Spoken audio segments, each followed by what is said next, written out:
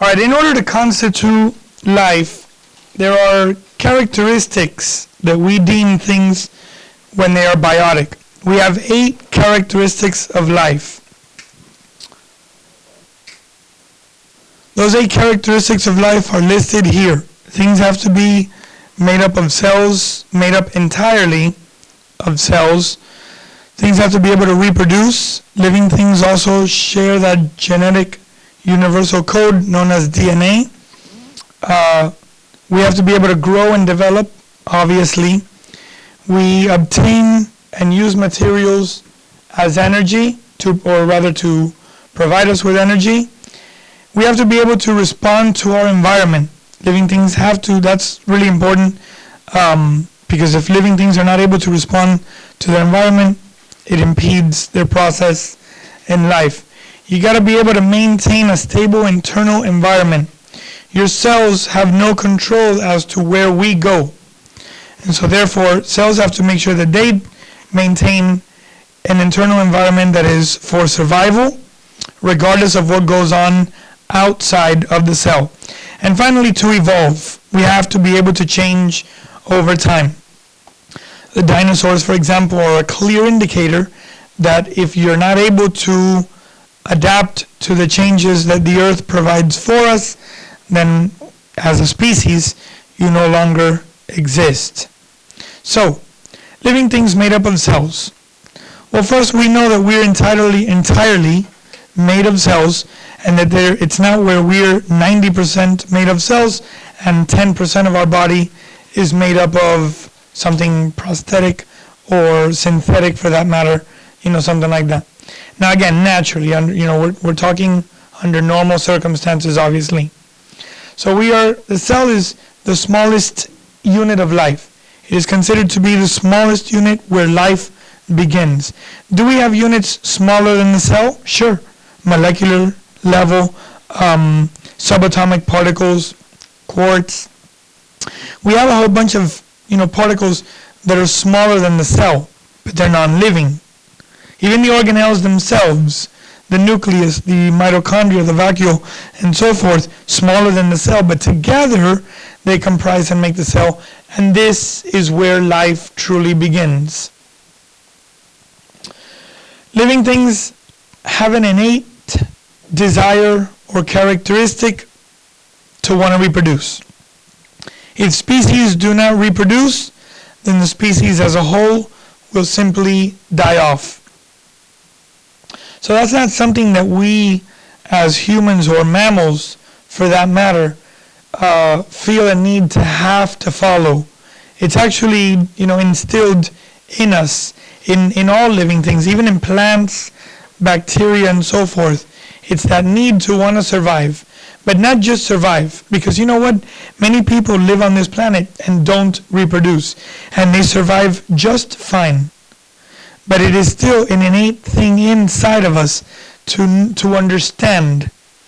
I don't have to survive, but I should, because to ensure the survival of the species as a whole, reproduction is obviously very necessary. One thing that I do want to point out, we reproduce sexually, but within our body, asexual reproduction does take place. Our cells do not reproduce sexually, they reproduce asexual. So keep that in mind as well. Just for those to kind of go over, asexual reproduction is what? When the cell is making an identical copy of itself. So we don't need dual parents. We don't need a male and a female. It's just the one cell copying itself. Living things have to be able to grow and develop. Growth and development is a necessary part and a characteristic to determine something that is living. Now, if you think about it, not only do we grow and develop, remember, you're born at a certain weight and at a certain length. And look at you now today, you're much heavier, much larger, and so forth, and that's attributed to that growth and development. Now that growth and development starts at the cellular level. The cell starts out as one type of cell. That sperm and that egg fuse together, fertilize, your zygote is formed, and eventually, in that first week, their differentiation has to occur. Because today you don't just have one type of cell, nerve cells, blood cells, bone cells. So you have all these different types of cells because of differentiation that occurs.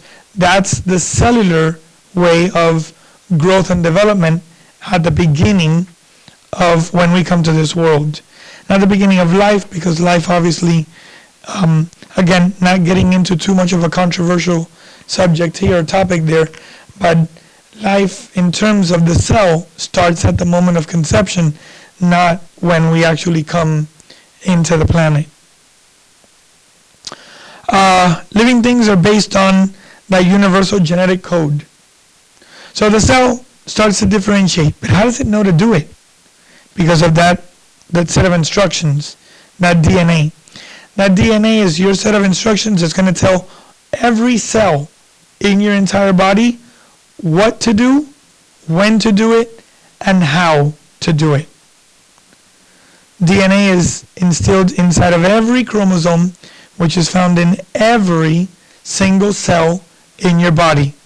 So every single cell in your body knows what to do in order to sustain you as a living thing. Now, not only that, sorry, let me backtrack, but not only that, but that DNA found in every cell also has to be able to pass on to every cell when you reproduce as well. We have to be able to obtain material to sustain life. Living things have to be able to eat and drink to stay living. We break down that material, and through a series of chemical reactions that occur within your body, your metabolism, if you will, breaks stuff down and uses that material for energy. It uses that material for growth, development, things like that. You have to be able to respond to your environment. There is the case of the dodo bird, for example, where the dodo bird was an animal that today is extinct, and part of the reason why is because that's an example of an animal that was unable to correctly respond to its environment. And so when you're not able to respond to your environment, you lack that necessary characteristic of a living thing. Living things also have to be able to maintain a stable internal environment. Now here in reality, more than anything, we're talking about the cell. Cells have no control over what you do as an entire organism in terms of where you go. So for example, if someone were to step into a freezer, your cells can only react, okay, but they can't, stop you from walking into that freezer. So when you get in there, they start to vibrate and so forth, and that makes you vibrate. And let's go the other aspect as well. What about when you start to run?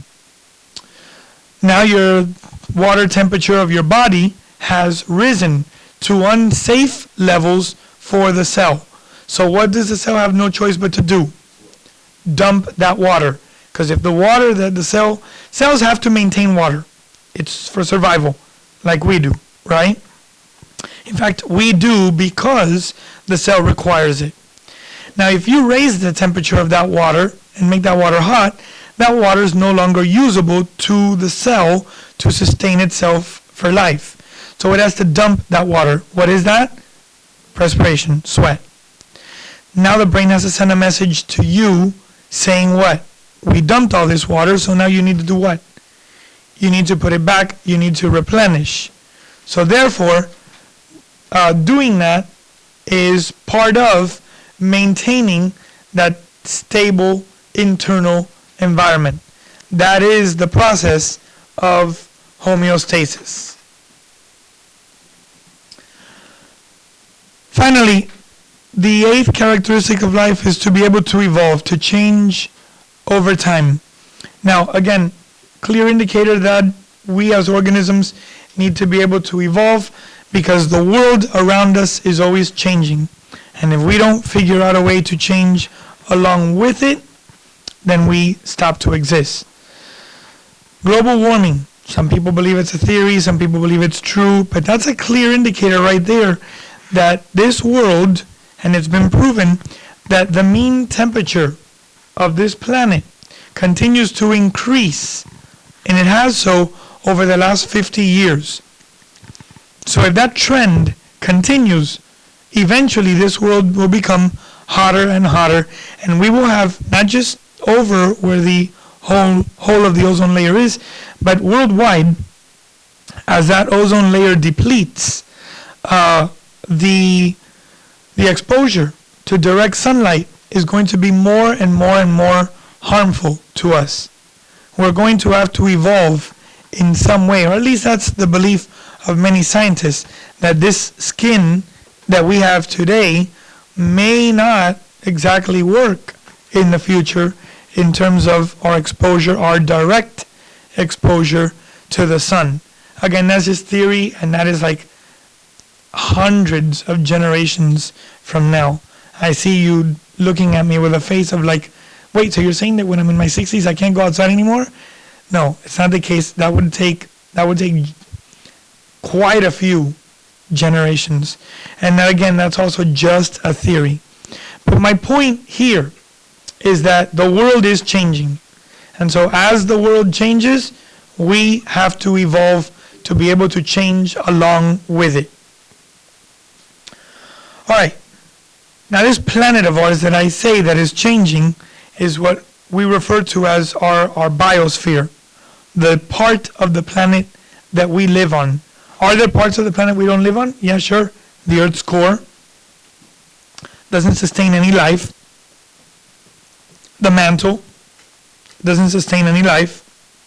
And even, for example, above our stratosphere, 10,000 feet above, 12,000 feet above the Earth, our sea level is what we measure by. Above that, yeah, birds can maybe momentarily get up there, but do they live up there? Not enough of a percentage of their lifetime to be able to constitute that as livable area in our biosphere. Now within our biosphere, we're going to go now through a series of how all these things can become interconnected or interrelated, if you will, to the point of reaching that biosphere, our largest section of that interdependence of nature, if you will. All right. You have matter and energy, right? You have life's most basic requirement, nutrients that we find as fuel. Now those nutrients are what? At the level of the atom. So there is no life there. Yes, the mango, the banana, the orange, they come from a tree that is living. But they are to a point an extension of that tree. But they are not what you would constitute as a living organism. If I chop off your hand, we cannot say that your hand, just because it was once part of you, is now a living organism on its own, right? It would, for maybe a few minutes, be living in terms of the cells, but eventually be what? It would be dead. Exactly. You as a whole are living. Well, these particles of matter, if you will, are where things basically start. Now, from there, we develop the energy that we get to be able to do everything that we do. Us, our organisms, and all organisms for that matter, have the cell as the smallest unit of life. That cell created by those nutrients, those atomic particles that we talk about, the molecules, if you will. Now they allow us to carry out our processes. And the reason why they allow us to carry out our processes in life is because of our DNA, which comes from the things that we eat. Okay, that's that expression, love your body, because what you eat is going to make or help to make up your DNA. And your DNA obviously is who you are. Now, not only is that DNA carried inside of our body important, but being able to pass it on to our offspring is just as important. Okay, it's no less important than carrying it in us. And again, as I mentioned earlier, we have to be able to evolve. Evolution is a tremendously important part of in biology, in other words, because what does it ensure? It ensures that diversification of life. You know how you have different cells inside of you that differentiate from one? Life goes through the same thing. Life has to be able to diversify to be able to keep up with the diversification of our planet, of our surroundings, if you will. Now, when we go through that, we have to keep in mind that to evolve, our structure is what has to evolve. If our structure evolves, our function can then be better accomplished, be more efficient, and so forth. So basically, we adapt to our environment, and when we do so, in structure and function, we better survive as a species as a whole. All right, that is the completion of scientific method, the second part. It will then be followed up by the last video, scientific method 3.